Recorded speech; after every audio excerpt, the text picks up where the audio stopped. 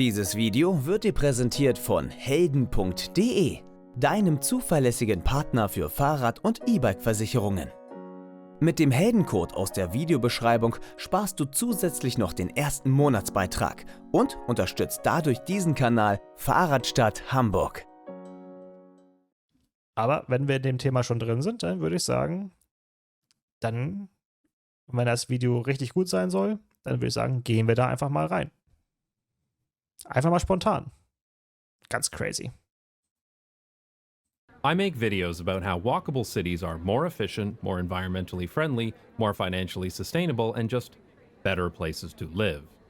Oh, ich glaube, diese Aufnahme hat er, glaube ich, jetzt in einem der neueren Videos auch nochmal verwendet, glaube ich. Die Szene kommt mir bekannt vor. Ich glaube, die hatten wir in der letzten Videos. Da hat er die Szene, glaube ich, nochmal benutzt. So given these benefits, it's not surprising that cities all around the world are trying to build more mixed-use walkable neighborhoods and viable alternatives to driving. Unfortunately, as engineers, planners, and advocates try to repair the mistakes of the 1960s and build the cities of the future, there's a growing trend that could undo all of that hard work: the growth of SUVs and light trucks. Ja, das ist furchtbar. Also manchmal, wenn ich dann überholt werde von so einem riesigen Fahrzeug, dann denke ich mir, ach du Schreck, was ist das jetzt hier? Also, da sitzt du auf dem Fahrrad und normalerweise, also das Schöne ist, auch wenn du auf dem Fahrrad sitzt, du hast ja oft bei kleineren Fahrzeugen kannst du ja sogar rüber gucken. Ja, da sitzt du höher und kannst sogar rüber gucken. Aber wenn so ein Ding vor dir ist, da fühlst du dich ja überrollt, im wahrsten Sinne des Wortes. I really don't think it's an exaggeration to say that if there's a positive goal that cities have for the future, SUVs fight against that. They're just bad for cities. Really bad. If you're walking and you get hit by an SUV, you're 3 times more likely to die than if you've Ja, dreifache, also genau plus 200%. Also im Grunde das, was wir eben gerade schon gehört haben, ne, plus 200%-fache Wahrscheinlichkeit, dass du dabei stirbst.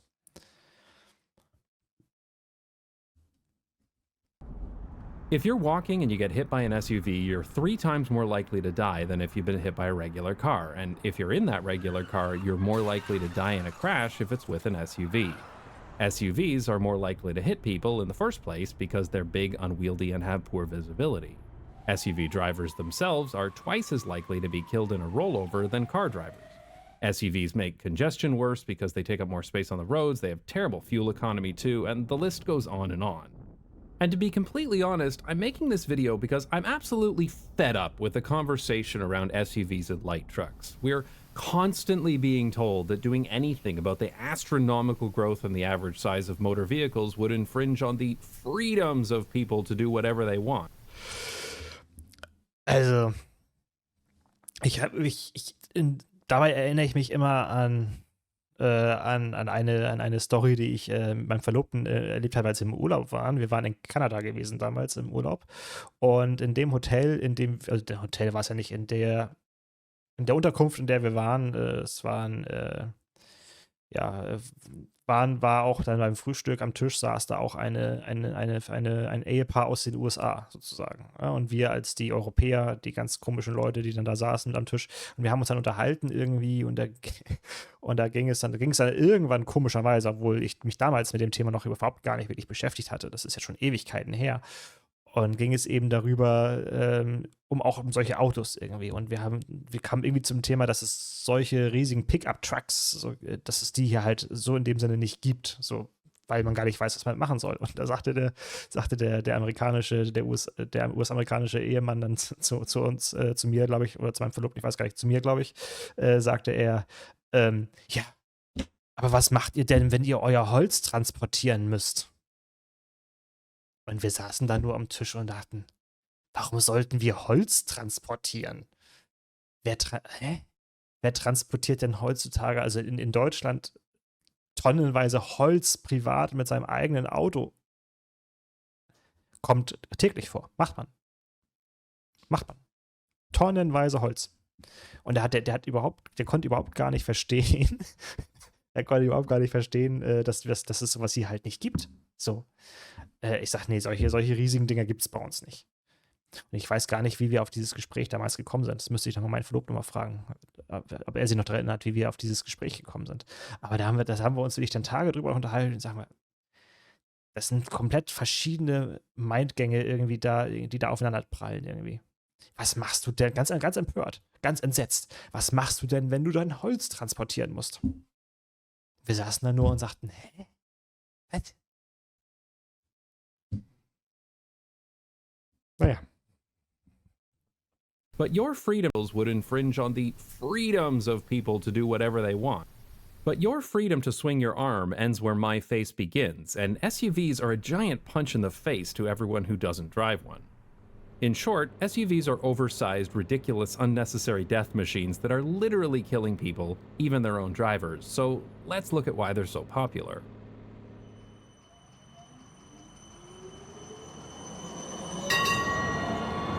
If you went back in time about 40 years, you wouldn't really see any SUVs. If you lived in a rural area, you might see a small pickup truck or a bare-bones Jeep used for hunting or farming. But until fairly recently, pretty much everybody drove a car or maybe a van. But today, light trucks and SUVs make up almost 80% of all new car sales in the US. Was? 80%.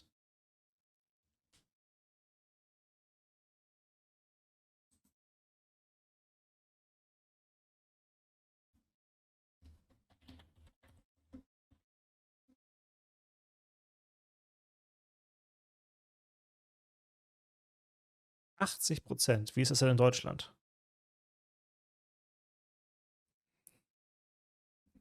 Okay. 2021 hatten wir noch einen SUV-Anteil von 36,1% und 2022 waren es dann zwar weniger, aber immer noch sehr viele 34,8% SUV-Anteil. Wow. Ich meine, 34% ist immer noch besser als 80, aber ich finde 80%, also ich finde 34 oder 35% aufgerundet, 35% finde ich immer noch sehr, sehr, sehr hoch. Was wollen denn 35% der Deutschen mit einem SUV? Wozu brauchen die das? Sind das alles die Jäger, Fischer und Handwerker, die ihre schweren Gerätschaften alle mit einem SUV transportieren müssen? Oder sind das weniger als 35%? Tja. Unglaublich. 80%. Meine Güte.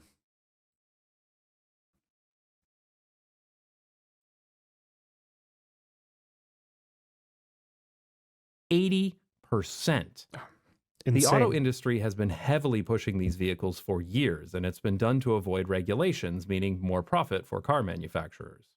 This is possible because in America, SUVs are classified as light trucks, which aren't subject to the same safety and emission standards as cars.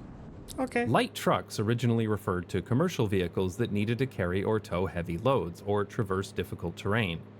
To facilitate this, light trucks have large engines and stiff frames, both of which are disastrous for fuel economy and safety, but more on that in a second. And it all started because of these f***ing chickens. In 1962, Europe placed a heavy import tax on American chickens. In retaliation, America levied import taxes of their own. They specifically targeted European light trucks that were typically used by small businesses, and since foreign automakers were already producing better and cheaper cars, the declining American auto industry really wanted to shift to a vehicle where they didn't have to compete, because, competition is for suckers. So that carved out light trucks as its own category in America, but what really kicked off the explosion of SUVs was, ironically, fuel efficiency regulations.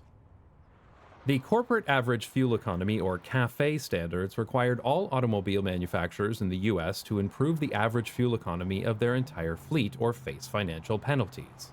Was ja erstmal sinnvoll ist. Sollte man machen, sollte so sein. But here's the catch. American automakers lobbied hard so that light trucks were classified differently than passenger cars.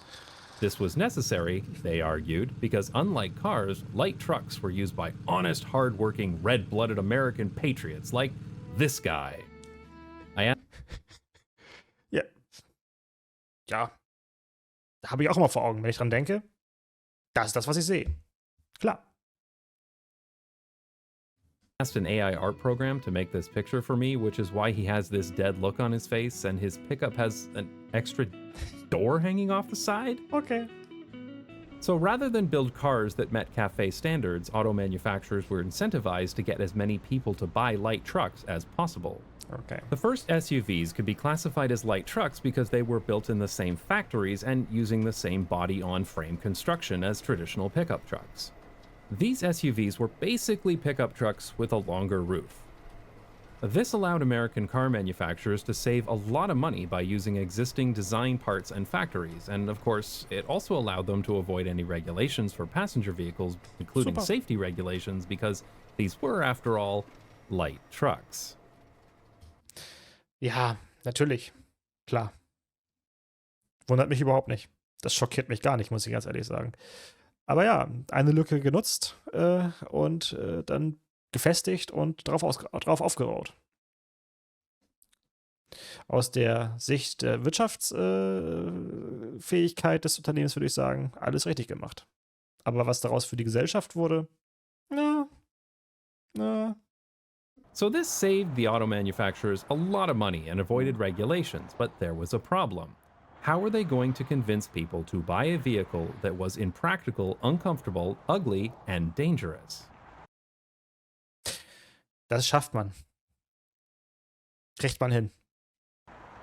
The book High and Mighty, written by a Detroit automobile journalist and published in 2002, documents the history of how SUVs came to be, and it was one of the books that helped radicalize me against car dependency. And while this book is rather out of date today, the history of the SUV is still very relevant. The earliest SUVs were Jeeps marketed to rich guys who went hunting on the weekends. Marketers used this outdoorsy image to lure people who wanted to be cool. Hey, you might live in suburbia and work a super lame desk job in a business park, but you're still the kind of guy who might maybe someday go on a camping trip, and this is the car to do it in. No, don't look at that significantly more practical car over there. Station wagons are for losers and boomers. And this marketing approach saw some modest success, but the real winning strategy was to make scared people feel safe. Early focus groups showed that Americans were obsessed with crime and violence, so automobile manufacturers took advantage of that. The city is a big, scary place. Protect yourself with a big, stupid car. That's how we got ads that say, think of it as a 4,000-pound guardian angel. Was? Okay. Traurig. And this one that says, let nature worry about you for a change, which addresses the incredibly common suburbanite problem of crocodiles attacking you from trees. Passiert immer. Verstehe ich. Das catcht mich total. Also das kann ich nachvollziehen. Wenn ich aus dem Haus gehe, habe ich auch immer Angst vor den Krokodilen auf dem Baum. Und ich weiß schon gar nicht mehr, wie ich eigentlich von meiner Haustür eigentlich in mein SUV kommen soll, weil ich immer Angst habe, dass die Krokodile vom Baum fallen. Kommt regelmäßig vor, ja. Liest man immer wieder in der Zeitung. Auf jeden Fall. Klar. This also turned road safety into an arms race. Whoever has the biggest vehicle wins, and so vehicles became bigger and more aggressive every year. Das haben wir ja aber auch bei uns. Also wenn da in irgendwelche Werbespots oder Plakate reinguckt, wo es um diese SUV-Autos geht, da sieht man dann immer, wie dann dieses riesige Fahrzeug in der Schneelandschaft eine riesige Lawine, also so ein Schneehang rauffährt und rast und Grip hat und alles. Und wenn man dann das gleiche Fahrzeug in der Stadt irgendwie bei so ein bisschen Eis an einer 30er-Zone sieht, wie das Ding dazwischen um die Kurve schlittert, da denkst du immer, ja, ist klar. Logisch. It's got to the point where you can't even buy a small, practical, fuel-efficient car in America anymore, even if you wanted to. When we lived in Brussels, for example, we owned a Toyota Aygo, which was perfect for our family, but Toyota doesn't even sell this model in America. Das Ding ist ja so groß wie 2 Autos. Da passen ja 2 Aygos da hintereinander.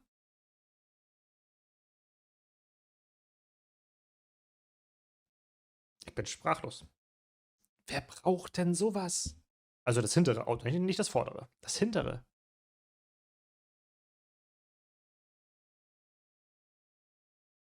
Hilfe, Hilfe. I wonder why. Ja, ich wundere was. So where does it all end? When everyone is driving tanks? Tanks! What a funny joke, right? Except that this is one of the largest Sherman tanks from World War II. Oh nein, mach das nicht. Nein, mach das nicht. Bitte nicht. Bitte nicht. Nein, mach das nicht. Ich will es nicht sehen.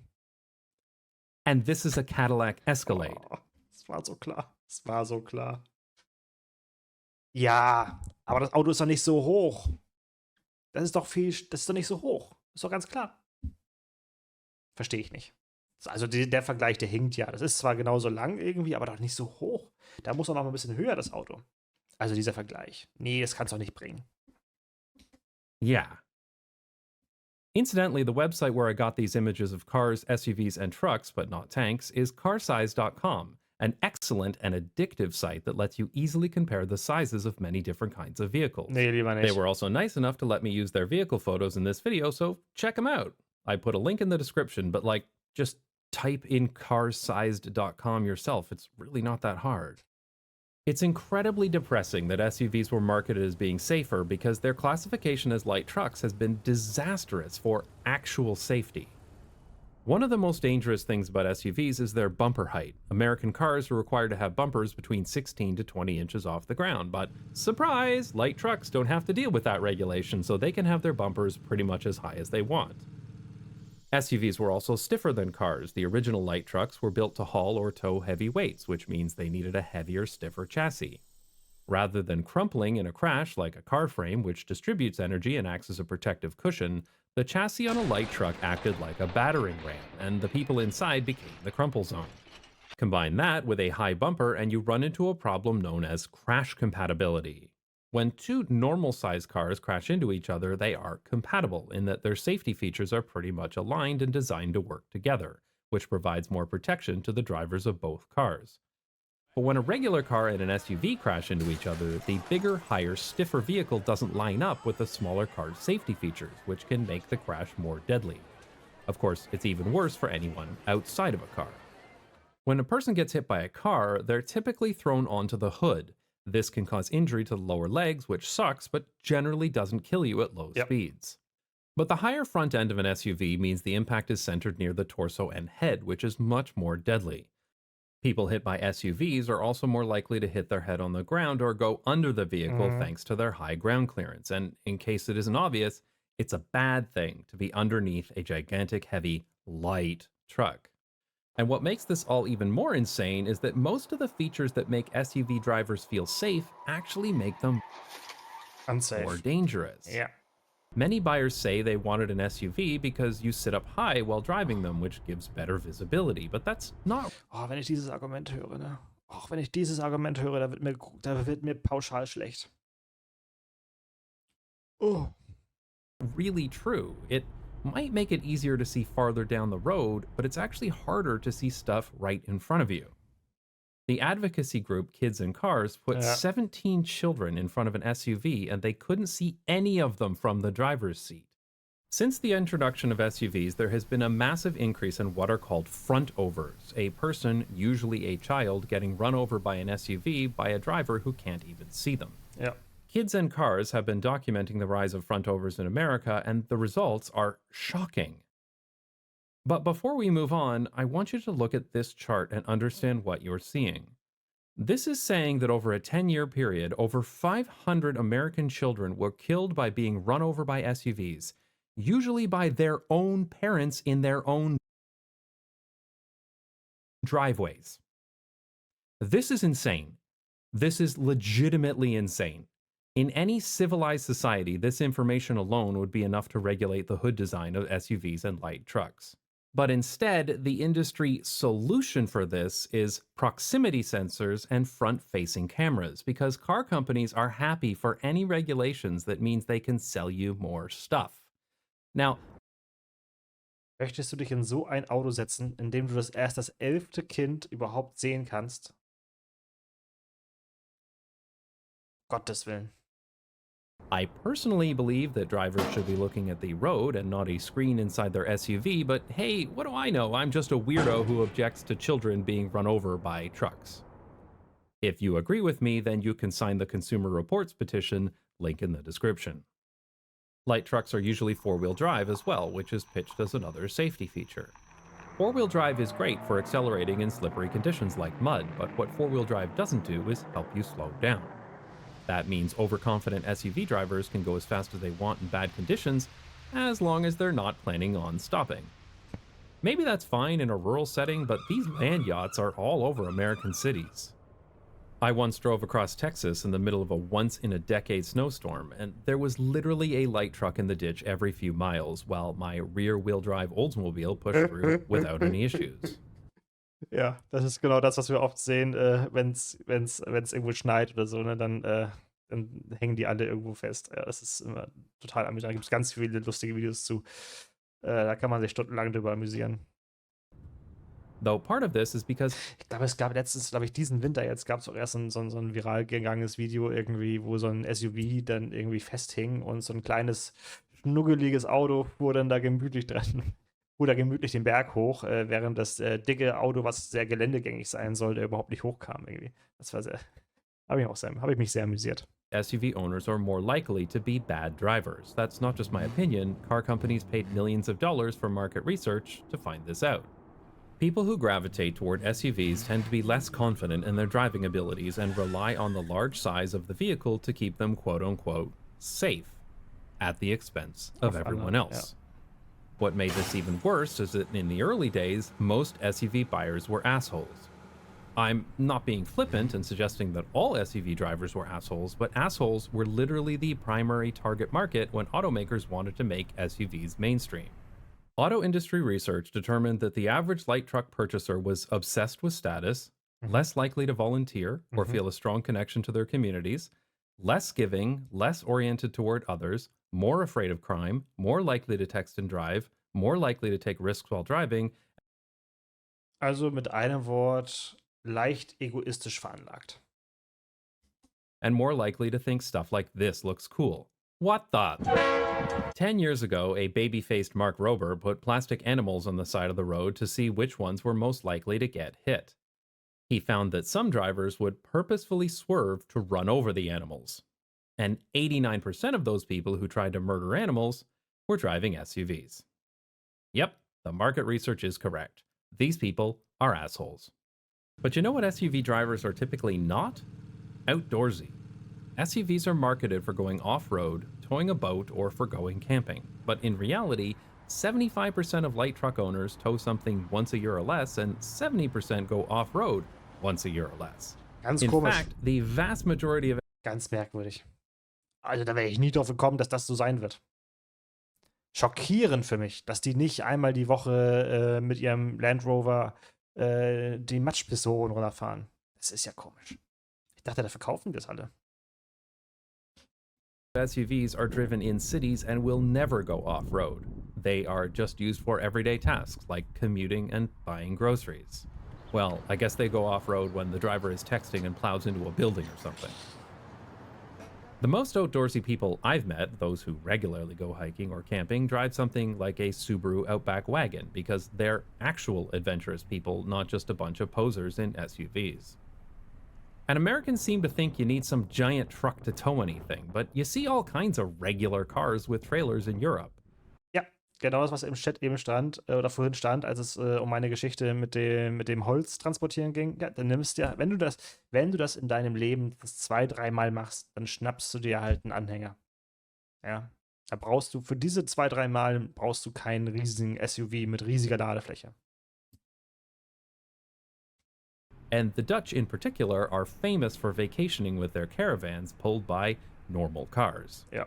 Though this recent example was extreme even by Dutch standards. And the reactions to this video Okay, smart. Ja, das hat was. Das Bild hat schon was, das kann man nicht anders sagen, ja. This recent example was extreme even by Dutch standards. And the reactions to this video will be extremely predictable. People will inevitably claim that these SUVs and pickup drivers need that space for all the stuff they're hauling. That somehow SUVs and pickup trucks went from niche rural vehicles to literally the most popular vehicles on the road because of some magical demographic shift that turned every American suburbanite into this guy. Wait, why does he have 6 fingers? And if you do live in a rural area, you might need to drive a light truck, and obviously that's fine and I don't care. But we're talking about suburbia here, and come on. You know as well as I do that the vast, vast, vast majority of drivers in these light trucks are carrying exactly 2 things. Yep. Their briefcase and their fat ass, and most people don't use a briefcase anymore. This is particularly true with so-called luxury SUVs. We all know these aren't hauling shit, right? And the Mercedes G-Wagon has to be the absolute dumbest luxury vehicle ever made.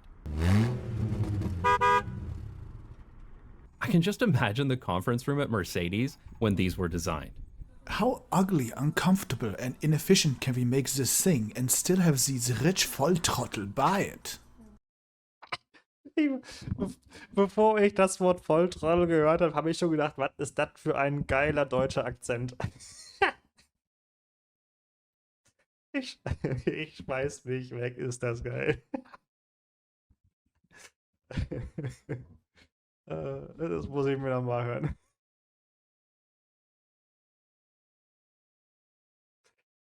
Klasse.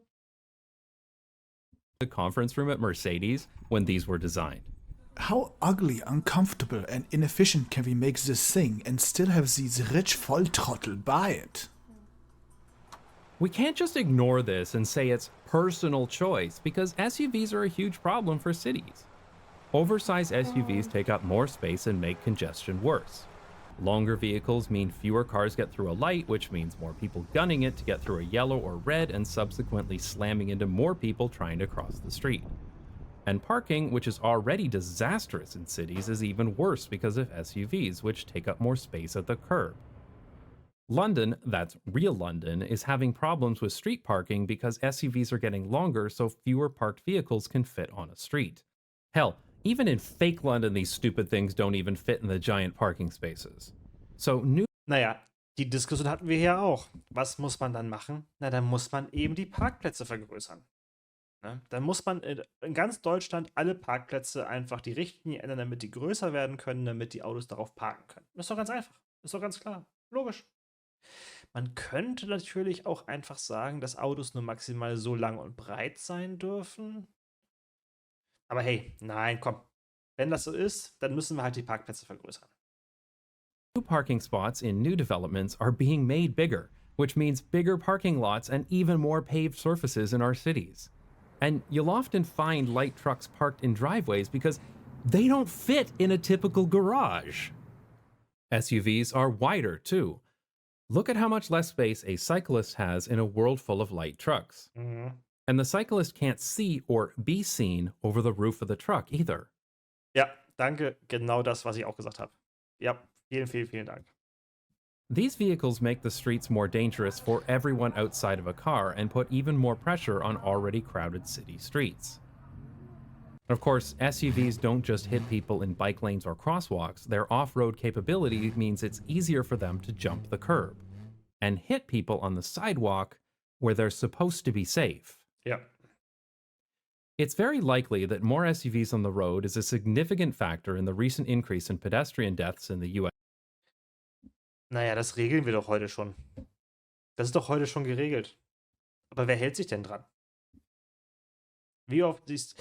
Wir haben ja so viele Regulatorien schon geregelt, ob das nun das Gehwegparken ist, dass du bis zu einem gewissen Maximalgewicht auf das Gehwegparken nutzen darfst, wie viele Fahrzeuge, die zu schwer dafür da sind, überhaupt legal auf dem freigegebenen Gehweg zu stehen, stehen da trotzdem. Ja? Wir regeln so viel und auch da ist, wenn du dann in meinen Parkplatz nicht reinpasst, darfst du ihn halt nicht nutzen. Das regeln wir alles schon, aber es interessiert halt keinen Menschen. Weder die Menschen, die die Regeln nicht kennen, oder die sie kennen, die interessiert es nicht, dass es die gibt. Und die für die Einhaltung sorgen müssen, interessiert es ja auch nicht. Also von daher, also nur entsprechend auf die Schiene zu gehen, wird uns leider nicht voranbringen. Das machen wir ja schon. Aber hat uns das in irgendeiner Weise geholfen? Nee, wir haben trotzdem diskutiert, ob wir unsere Parkplatzgrößen vergrößern. Ja, also Trauerspiel ist das. USA, a trend that's not being seen in countries with sane vehicle sizes. And SUVs aren't just killing the people they run into, they're also doing it through pollution. The auto industry specifically promoted SUVs to avoid CAFE emission standards. It's so bad that SUVs are the second largest factor in the rise in emissions from 2010 to 2018. And if SUVs were a country, they would rank 7th in the world for carbon emissions, which is more than the Netherlands and UK combined. Okay, I really don't want to think about the Netherlands and the UK combined. Was war das denn? Okay, I really don't. Ich glaube, er hatte in diesem Moment, als er das Video gemacht hat, hatte er ein ganz großes Fail für KI-generierte Bilder. Da muss er in irgendeinem Rabbit Hole gefangen gewesen sein. Das ist ja schon nicht mehr, das fällt ja auf. Ich wüsste nicht mehr, wer die beiden da sein sollen, aber gut. Don't want to think about the Netherlands and the UK combined. SUV apologists like to point out that modern SUVs are more fuel efficient than early models. But that comes from overall improvements in technology thanks to advancements in materials and manufacturing. But a big heavy SUV is always going to use more fuel and have higher emissions than the same technology applied to a lighter car. This is just basic physics. It takes more work to move something heavier. This is going to cause a huge problem with the necessary transition to electric vehicles too. Because the heavier the vehicle, the more batteries are required to move it, and the bigger and heavier those batteries need to be. For the electric Hummer, the batteries alone weigh more than an entire typical European car. A few years ago, I made a video about the adoption of electric microcars here in the Netherlands. And I often see light electric trucks like these on the streets as well. But the gut reaction from many North Americans is to call these death machines. But why? Was?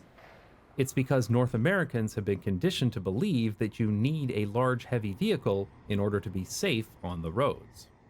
We should be moving to lighter electric vehicles that require smaller batteries with better range, lower cost, and fewer resources needed to make them, but we're going in exactly the opposite direction, where even the smallest Tesla has a curb weight of over 1,600 kilograms, significantly more than a similarly sized Toyota Yaris sedan. And okay, I gotta say, what the hell is up with the sport in sport utility vehicle? Are we really that stupid? There is absolutely nothing sporty about any of this. Oh yeah, feel the burn. Nein. Nein, mach das doch nicht, um Gottes Willen. Um Gottes Willen. Hilfe. Nein, bitte nicht. Oh, bitte nicht. Any of this. Oh yeah, feel the burn. So at this point in the video, Wie oft er das wohl einsprechen musste. Und ohne zu lachen. I've likely pissed off every truck owner, and they're furiously writing long, angry comments about how they absolutely require an SUV for whatever reason.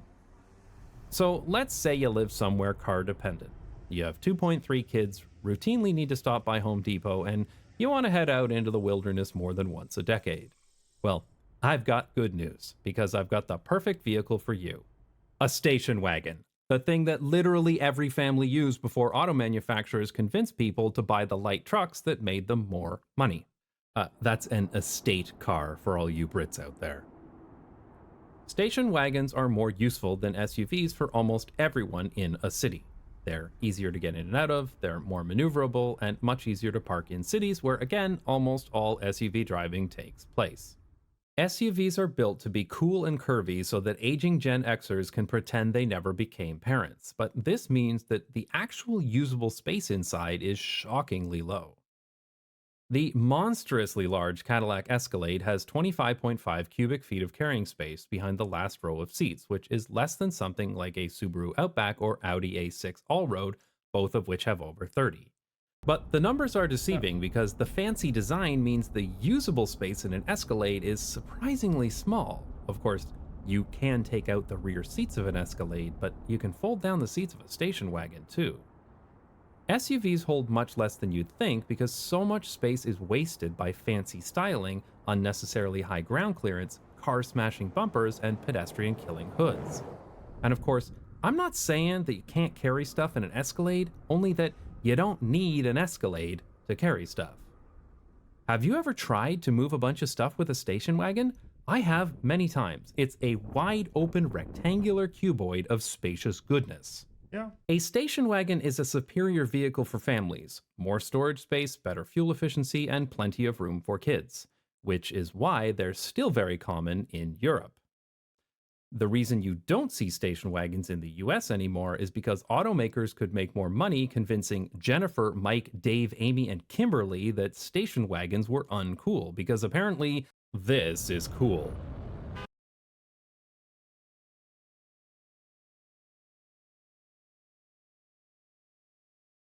Hilfe. Hilfe, wo sind wir hier? Prayers for, ja. Nee, danke. Danke, nein. That station wagons were uncool, because apparently this is cool. And if you really need a lot of space or extra seating on a regular basis, a minivan beats an SUV every time. I've seen this myself when we once booked a large taxi to the airport and they sent a Suburban. Our luggage wouldn't even fit in the back and we had to put some of it on our laps. But when we got to our destination, our taxi was a minivan and everything fit comfortably in the back. Komisch. Ganz komisch. Wie konnte das nur sein? A minivan will hold more stuff, and it's easier for passengers to get in and out of too because the doors are bigger and it's lower to the ground.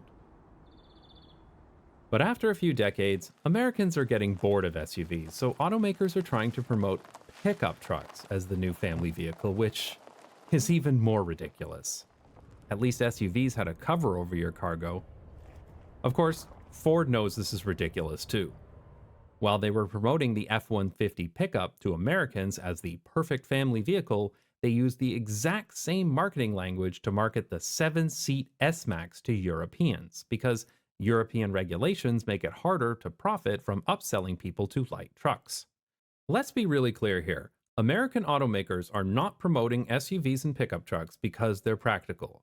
They do it because it makes them more money. Klar, wie jedes Wirtschaftsunternehmen das auch machen würde. Ja, jedes Wirtschaftsunternehmen ist natürlich darauf ausgelegt, möglichst viel Gewinn zu erwirtschaften, möglichst viel Umsatz zu machen und nutzt natürlich alle Möglichkeiten, um das Ziel zu erreichen. Und scheinbar haben sie das relativ gut gemacht in den letzten Jahrzehnten und sind damit relativ erfolgreich gewesen.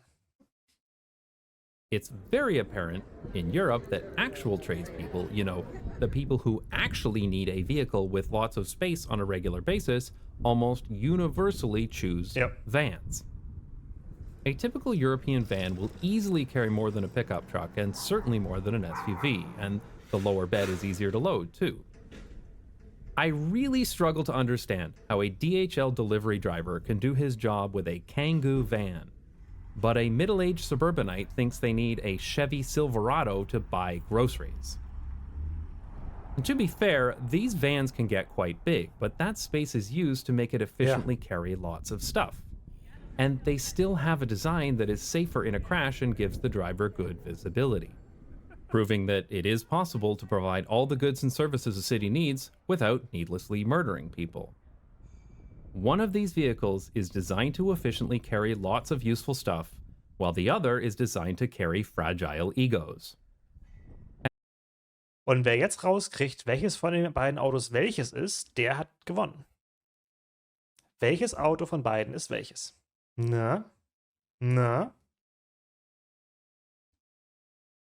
Useful stuff, while the other is designed to carry fragile egos. And I'm not even going to go into the fact that so many professionals here in the Netherlands, whether they're a handyman or doing package delivery, can do their job just fine using cargo bikes. A pickup truck is mostly useful if you're loading heavy, dirty items into the bed, like on a farm or construction sites, so outside of the US, that's usually the only place you'll find them. For almost any other use case, for moving people or cargo, a van or minivan is a better option. And the thing that frustrates me the most about all this is that when city advocates complain about the insane growth in oversized trucks in our cities, a bunch of people come out of the woodwork claiming that those drivers really need that cargo space. But consider that the Ford F-150 was the single most popular vehicle sold in America in 2022. Wow. Literally number one. Yet 40 years ago, in 1982, the number one vehicle was the Ford Escort. Are you seriously telling me the cargo hauling behavior of Americans has changed that much in 40 years? Natürlich, jetzt haben die alle einen eigenen Wald, die müssen ganz viele Bäume fällen und transportieren. Das ist doch logisch. Die sind alle Jäger geworden und müssen alle Tiere transportieren. Also, wer hat heutzutage noch einen normalen Job? Ist doch klar. Die sind alle Bauarbeiter, Jäger, Fischer, Waldbesitzerinnen und Waldbesitzer. Ist doch logisch. Klar. Dass er das nicht versteht, Mensch. Are you really proposing that all of these empty pickup trucks you see all over the US and Canada with pristine, shiny tailgate? Die sind gerade auf dem Weg dahin. Ach, die müssen doch erstmal dahin kommen, wo sie das abholen. Die müssen doch erstmal in ihren Wald fahren, damit sie ihr Holz dann aufladen können. Das ist doch jetzt alles anekdotische Evidenz, die du uns jetzt hier erzählst. Nur weil du jetzt ein leeres Auto siehst, heißt es ja nicht, dass er das nicht benutzt. Er ist ja gerade auf dem Weg dahin. Mhm. Are just extremely careful construction workers that just happen to be between loads? Ja. Or Genau. is it the much more likely explanation that these people have been upsold on these vehicles by automakers looking to skirt regulations to make higher profits? Das nenne ich eine Verschwörungstheorie. Das ist ganz klar eine Verschwörungstheorie. Also das hat keine wissenschaftliche Basis, so eine Behauptung aufzustellen. Nein, nein, nein, nein. In fact, these pickup trucks have become heavier and less practical over the past 40 years. This Axios article is a great read, link in the description, but the best part is this graphic showing how the size of the truck bed has changed over the years. Oh ja. These are clearly morphing from practical farm vehicles into status symbols for insecure suburbanites with a cargo fetish. And to be perfectly blunt, it's pretty insulting to our intelligence to suggest that all these new pickup trucks are really needed for hauling. But as extended cab pickups become the new suburban assault vehicles to whine moms everywhere, there's been a surge in interest in older pickup models as actual contractors seek vehicles that are more practical. They're easier to load because they're lower to the ground, easier to maneuver and park at job sites, and the size of the bed is usually larger too. You can still order a new pickup with a longer bed, but they're a special order that can take months to arrive. Well, you can drive an extended cab pickup off the lot today. The only guy who shows up on the job site in the shiny new F-150 Raptor Super Crew is the owner's son who's cosplaying as a blue-collar laborer. So SUVs and light trucks are oversized, impractical vehicles which were heavily marketed to impressionable people because they make more money for automakers by skirting regulations. And while the average SUV buyer in the early 2000s was likely a sociopath and or easily manipulated by marketing, nowadays, it's not so clear. American automakers have literally turned off the production of station wagons, sedans, and smaller vehicles to focus almost exclusively on the more lucrative market for light trucks. People argue that consumers prefer SUVs and automakers are just responding to demand, but that demand is coming off the back of billions of dollars in advertising and marketing pushed because SUVs are artificially cheaper than they should be thanks to the light truck exemption. Also auf gut Deutsch, Subventionen. And as the road safety arm race makes vehicles bigger, people are rationally concerned about their safety and gravitate toward larger vehicles to protect themselves. So a new class of vehicle has emerged, the crossover, which is an SUV built on a car frame instead of a truck frame. But fundamentally, these are just cars that are bigger than they need to be. Cars with more ground clearance than is necessary. Cars with a higher bumper than is safe. Cars with lower fuel economy than if they were lighter. But they're popular because people are rightfully scared about sharing the road with giant SUVs and pickup trucks. So I can't really blame Americans for wanting to buy SUVs and crossovers today. I would probably do the same thing if I were forced to live somewhere like this. Of course, the most vulnerable people are those who can't participate in the arms race. Everyone who's not in a car. So what are we going to do about it? The first solution is to close the light truck loophole that allows these ridiculous vehicles on the road in the first place. Light trucks should be required to meet all the same safety standards as every other passenger vehicle, and they need to be safer in crashes, lighter, and have much better fuel economy. Unfortunately, the recent changes to the CAFE standards in 2021 still have the light truck exemption in place. And even some crossovers like the Honda CR-V and Toyota RAV4 can be put in the light truck category, depending on how they're configured. The US could also remove the import restrictions and duties on light trucks that are still around today. They're the reason why you won't see smaller, more practical, foreign-built trucks like these in American cities. And you won't see these small electric trucks coming to market there either. What's also desperately needed for all vehicles is for pedestrian crash tests and crash compatibility to have a more prominent role in determining safety ratings. And now that light trucks are mainstream vehicles, they should be tested for safety and fuel efficiency the exact same way that other vehicles are. For example, in the US, the frontal crash tests done by the NHTSA are only done with vehicles in the same weight class. Why do we accept this? It's not like SUVs have their own class of roads. All vehicles share the same roads, so they should all be crash compatible with one another. I'd like to see different classes of vehicles tested against each other and to dock points if a vehicle causes significant damage to vehicles of another class. Cities in particular should be doing a lot more to regulate SUVs. They go against every goal that cities have: to reduce the effects of climate change, to reduce pedestrian deaths, to reduce traffic, to maintain roads, and to make best use of the limited space available.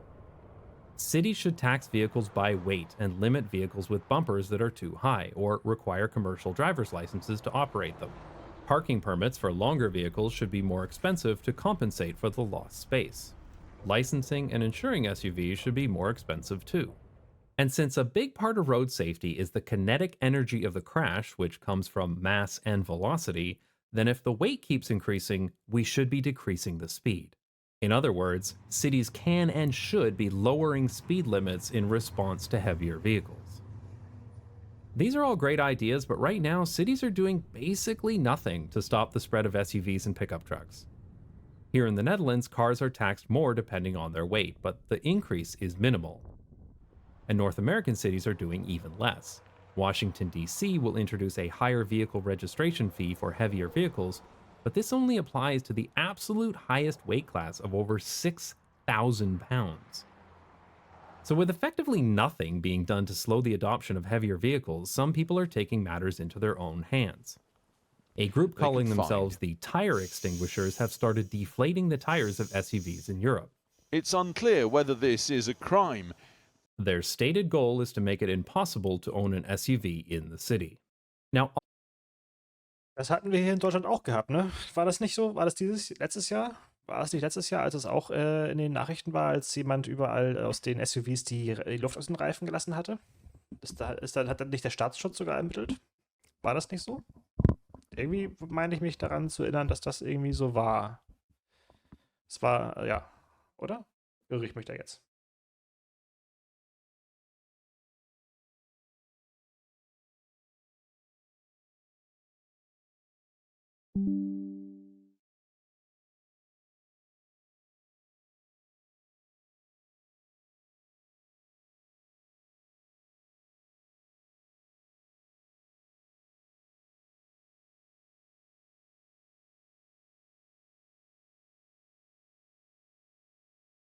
Ah ja, doch, genau. Letztes Jahr war das. Staatsschutz ermittelt. Ja, genau.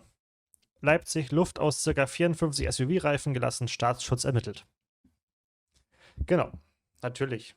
Was auch sonst. Ja. Wer soll sonst ermitteln, wenn nicht der Staatsschutz, weil jemand Luft aus den Reifen von SUVs gelassen hat?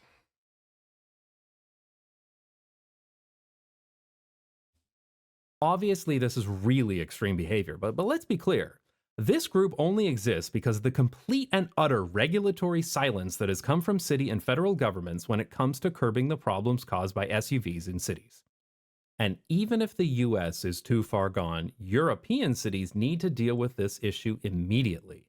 SUVs and crossovers now account for 40% of all vehicles sold in the EU, a 900% increase since 2001. I don't think Europeans realize how bad this can get. I hear people justifiably complaining about the infestation of giant Land Rovers in European cities. But look at how small this Range Rover looks next to a full-sized American SUV.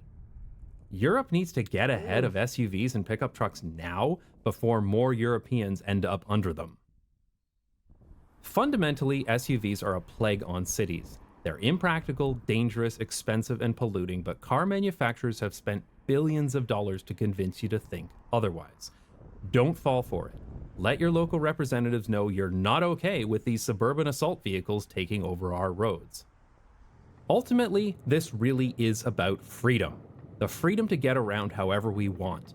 The freedom to drive a small and efficient car without worrying about the road safety arms race. Or even better, the freedom to not to have to drive, to get around by walking, cycling, and public transit without the constant threat of serious injury or death from bloated, oversized trucks. And finally, since the typical light truck driver is so status obsessed, let's use that to our advantage. So when you see someone driving a truck like this, let them know they look like a f***ing idiot. Get a station wagon, loser. If you've made it this far into the Es ist ja auch faszinierend immer, wenn man so die Diskussionen hört, wenn es darum geht, Radinfrastruktur auszubauen oder die Regularien zu verschärfen. Dass es immer darum geht, dass man den Leuten ja was wegnehmen will oder ihnen nicht so was vorschreiben will oder was weiß ich. Aber das genaue Gegenteil ist ja der Fall. Man möchte ja allen Menschen die freie Auswahl geben, ja, die Möglichkeit geben, sich frei entscheiden zu können, wie möchte man sich fortbewegen, ja. Und die Frage ist ja, die Frage hat ja, das habe ich das erste Mal gehört von Katja Diehl, der Mobilitätsexpertin, die gesagt hat, sie stellt immer die Frage, möchtest du mit dem Auto dorthin fahren oder musst du es vielleicht sogar tun? Und wenn man sich das mal selber persönlich eigentlich mal fragt eigentlich, möchte man das eigentlich oder muss man es im Grunde, ist das doch eher ein Sichtwechsel, den ich eigentlich jedem mal so ein bisschen mit an die Hand geben kann. video without rage quitting, then you might just be ready to learn more about good urbanism. It's not about hating cars, it's about building wonderful cities that are designed for people. Genau, und zwar für alle Menschen. Though admittedly, the smaller the cars, the better. But you don't just have to take my word for it. Online urbanism has become a movement, and we're spoiled for choice when it comes to great creators these days. And did you know that many of these urbanist creators are on Nebula? The most recent addition is City Nerd, who makes weekly video essays about cities in the US and abroad. Kann ich auch empfehlen. Seine Videos sind auch immer sehr interessant. Empfehle ich auf jeden Fall auch bei ihm mal reinzuschauen. Er ist, glaube ich, soweit ich weiß, auch auf YouTube, glaube ich, auch unterwegs. And if you like this video, you'll enjoy his video about pickup trucks in the US. You'll also find RM Transit, a Toronto-based creator who makes videos about, you guessed it, transit. As well as City Beautiful, a channel run by an actual urban planning professor in California. Alle beide zu empfehlen. Bisher kann ich allem nur zustimmen. Überall ein Follow da lassen, sind alle zu empfehlen. Kenne ich alle, sind alle sehr, sehr gut.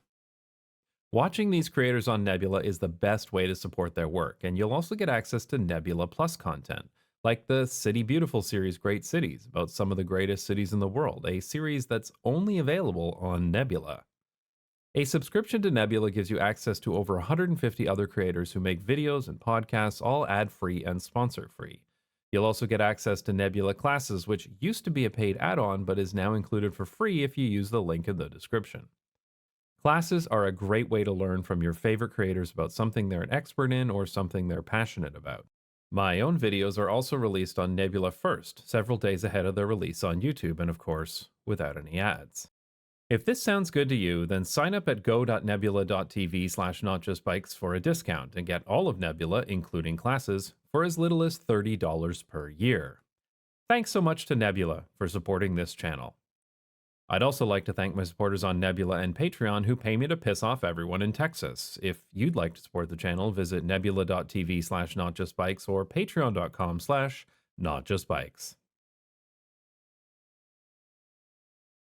Oh ja, wirklich danke nochmal fürs Vorschlagen. Ein wirklich interessantes Video und gut, dass wir uns das angeguckt haben. Waren auf jeden Fall viele, viele spannende Sachen mit dabei.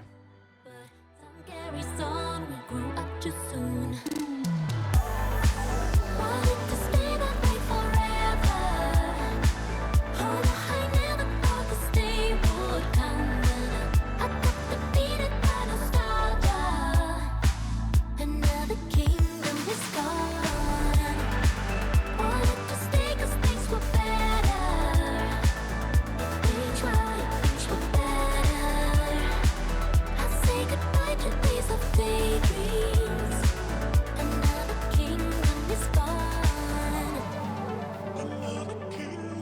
stay. Do you remember all the places we went, the spaces we